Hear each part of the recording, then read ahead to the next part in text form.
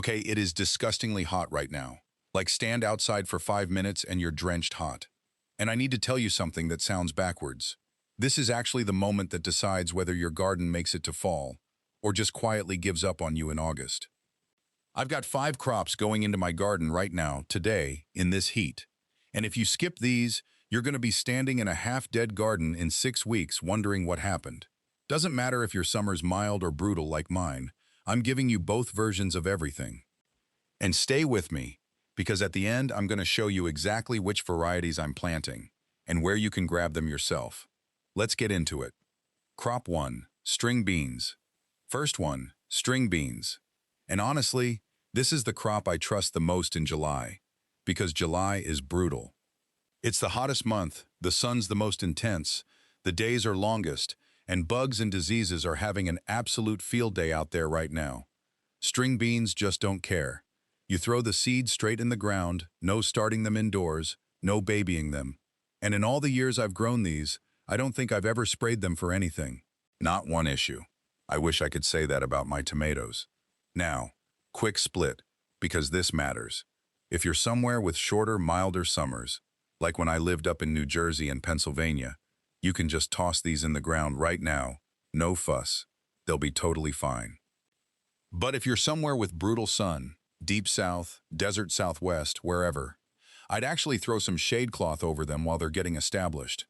Mine are out here in full nasty sun right now, and they're a little tougher than I'd like.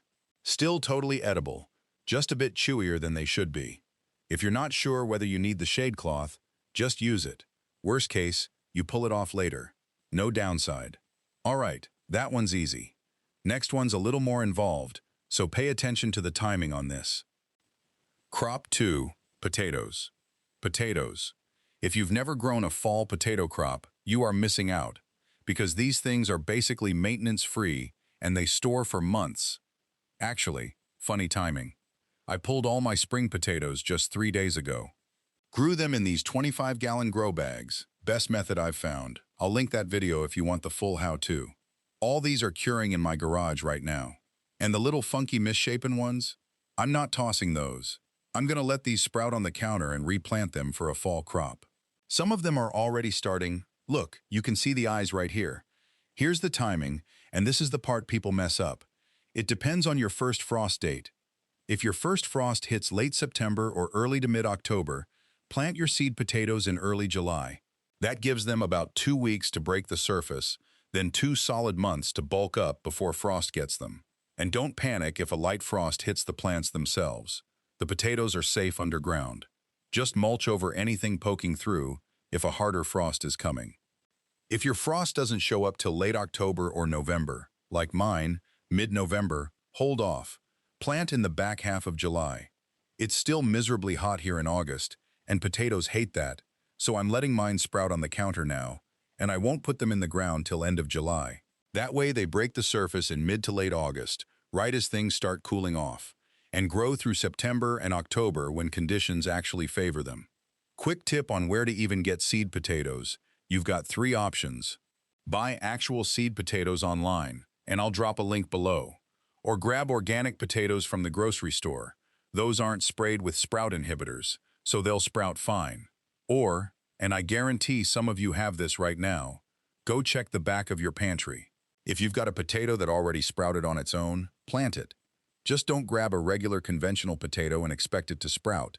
They're treated to prevent that, and it'll probably rot before it does anything. Real quick, if you're finding this useful, hit like, drop a comment. Actually, tell me your first frost date in the comments, and I'll tell you exactly when you should be planting yours. I actually read these and reply. Crop 3, basil. Basil. This one's just a gift, honestly. Lowest maintenance thing in my whole garden. If you planted basil back in March or April, it's probably bolting on you right now. Going to flower, getting bitter, kind of done. So this is your second wave. Fresh, young plants that'll carry you all the way to frost. You can direct sow this one or start it indoors. Totally up to you. I start mine indoors because it rains hard here and basil seed is tiny. A good downpour just washes it away. If your rain's gentler, go ahead and direct sow. I'm running 3 varieties right now. Italian large leaf. a red variety that's tougher in rough weather, and holy basil, which I've genuinely fallen in love with. My large leaf and red basil are both Prospera line, bred with resistance to downy mildew, which is a disease that has flat-out murdered my basil in past hurricane seasons. If you deal with wet, humid falls, look into that line specifically. Holy basil, though, that thing is bulletproof. Full sun, no shade needed, never had a pest or disease touch it. Tastes different, though, more citrusy, earthier, more of a Southeast Asian flavor profile than what you're used to if you're thinking Italian basil. But I like having variety out here. One more thing while we're on basil. Go check your existing plants for flower heads. If you see one starting, snip it back to the next set of leaves. That resets the plant and buys you more time before it fully bolts. Crop 4, Romaine lettuce. Now this one surprises people. Romaine. Most folks think of that as a cold crop, but actual frost can wreck the heads.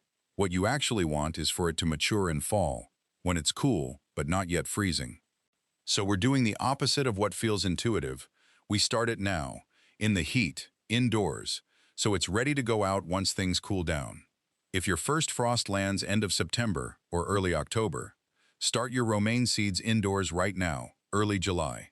Takes about 4 to 6 weeks before they're ready to transplant, so you'd move them outside around mid-August, giving you 6 to 8 weeks to bulk up before frost. If an early frost sneaks up on you, just throw a frost blanket over them. If your frost is later, like mine, mid-November, wait. Start your seeds indoors at the very end of July.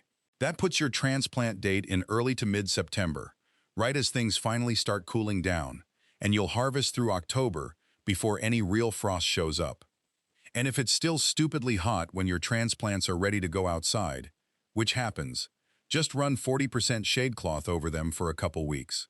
Buys you a cushion if you're a little early, or the heat's dragging on longer than usual.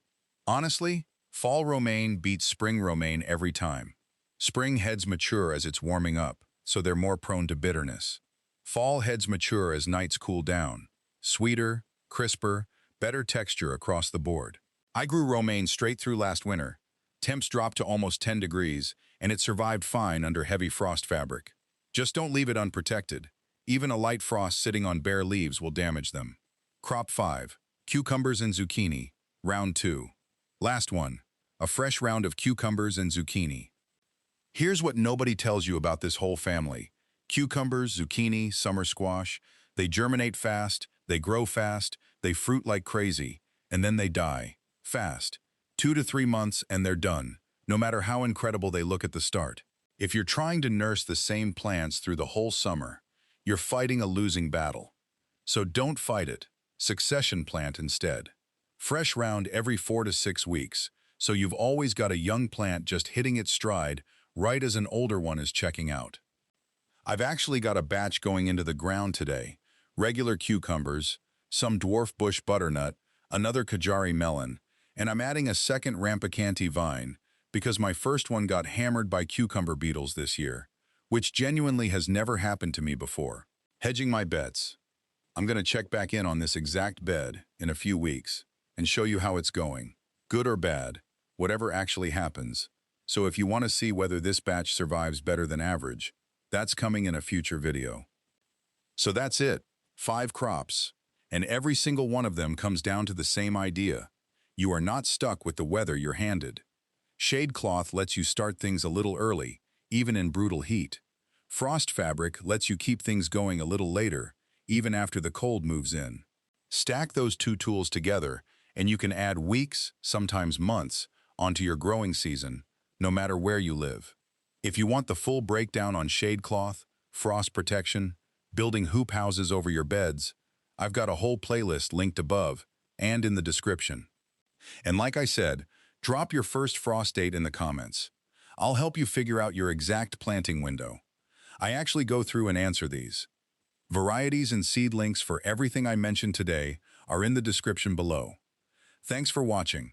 I'll see you in the next one.